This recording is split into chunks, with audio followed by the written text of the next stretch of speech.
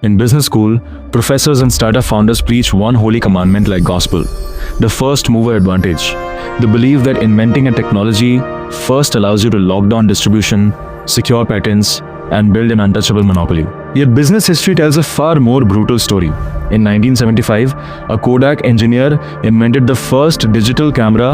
In the late 1990s, Yahoo pioneered web discovery as the undisputed king of internet portals. And by the late 2000s, BlackBerry dominated corporate communication worldwide. All three had billions in capital, unmatched patent portfolios, and millions of loyal users.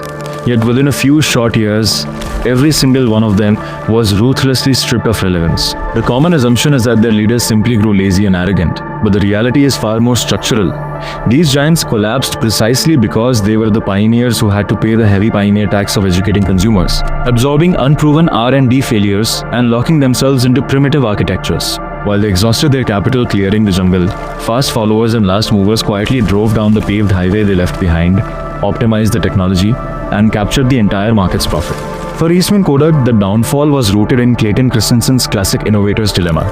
Their legacy business of selling chemical film delivered staggering 70% to 80% gross margins, creating an internal paralysis where commercializing their own digital camera patents meant cannibalizing their most lucrative cash cow, ultimately allowing camera and electronics makers like Sony, Canon, and Apple to seize the future. For BlackBerry's research in motion, the trap was architectural lock-in. In the MID 2000S, cellular carriers favored BlackBerry because its proprietary data compression physical keyboards were custom-built to minimize bandwidth strain on fragile 2G networks. Leading management could dismiss the 2007 touchscreen iPhone as a power-hungry toy.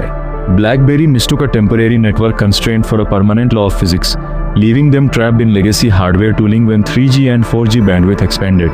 For Yahoo, the collapse stemmed from treating search as a media portal's retention tool, cluttering homepages with banner ads to maximize session duration, while Google recognized search as pure navigation infrastructure, monetizing high user intent rather than page dwell time. This dynamic proves the foundational rules of the last mover playbook. Let the pioneer burn capital validating customer demand, dissect their architectural bottlenecks, and rebuild the solution from scratch using modern technology. As the AI and tech landscape shifts today, the ultimate competitive moat is never about being the first to launch an unproven product, but rather having the foresight to avoid margin traps, adapt past temporary infrastructure bottlenecks, and become the last player standing to permanently own the category.